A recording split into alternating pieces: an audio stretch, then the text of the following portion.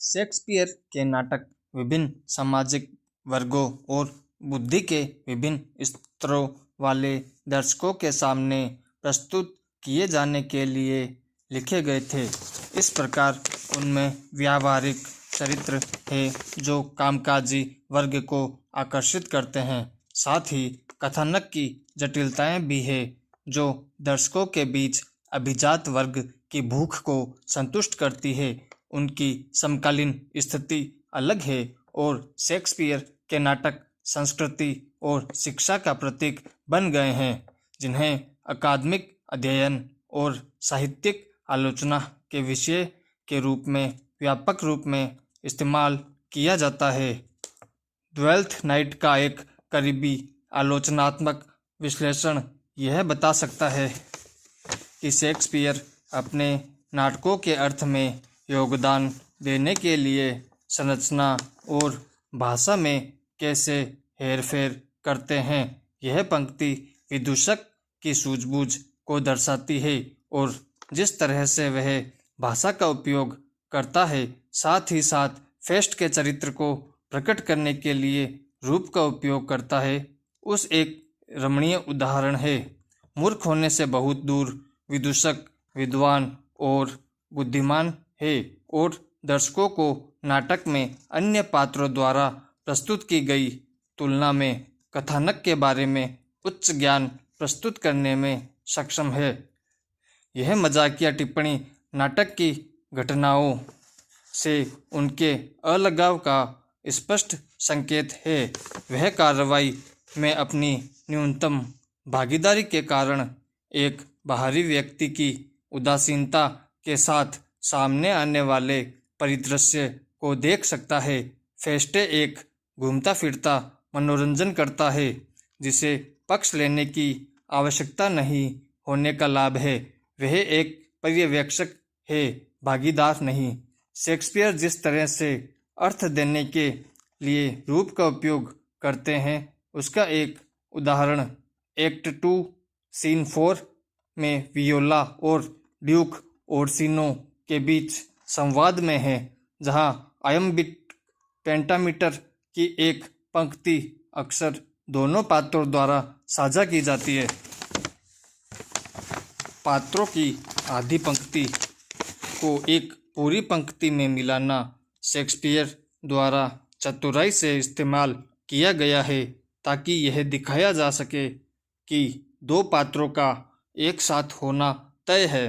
पंक्तियों को जोड़ने की यह तकनीक जिसका शेक्सपियर ने अन्यत्र उपयोग किया है, उदाहरण के लिए रोमियो और जूलियट में, यह दर्शाता है कि दो पात्र एक दूसरे के लिए कितना संतुलन प्रदान करते हैं।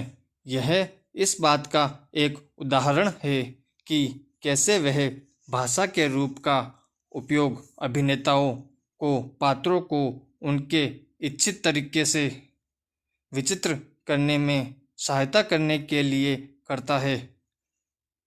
इन पंक्तियों के माध्यम से शेक्सपियर दर्शकों को यह बताते हैं कि सेबेस्टियन जीवित है और वह मानता है कि उसकी बहन वियोला मर चुकी है और दोनों दिखने में एक दूसरे से बिल्कुल मिलते जुलते हैं।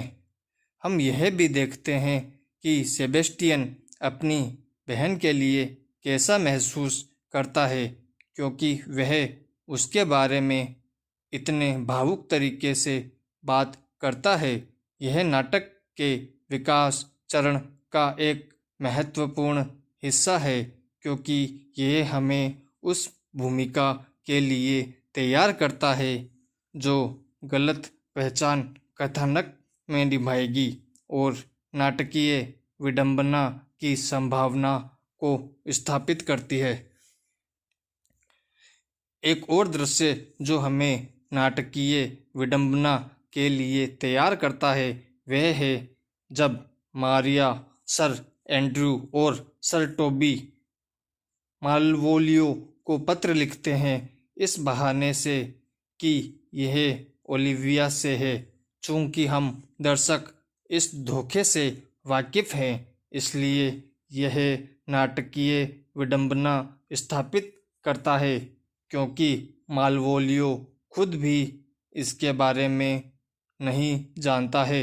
जब वह अधिनियम 2 दृश्य 5 के दौरान पत्र पाता है और पढ़ता है, यह मानते हुए कि पत्र उसके लिए है और ओलिविया से है, वह खुद को शर्मिंदा करने के लिए आगे बढ़ता है।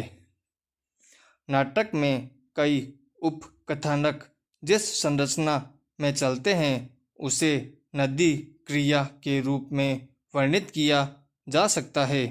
ऐसी क्रियाएं जो आपस में जुड़ी नहीं है, नाटक के अंत में एकीकृत होने के लिए समानांतर रूप से आगे बढ़ रही है। यह मैकबेथ में एकल या एपिसोडिक क्रिया या किंग लियर में दर्पण क्रिया के विपरीत है, जहां एक मुख्य और एक उपकथानक दोनों मौजूद है। शेक्सपियर ने इस संरचनात्मक तकनीक का उपयोग हास्य और तनाव दोनों को बताने के लिए किया है।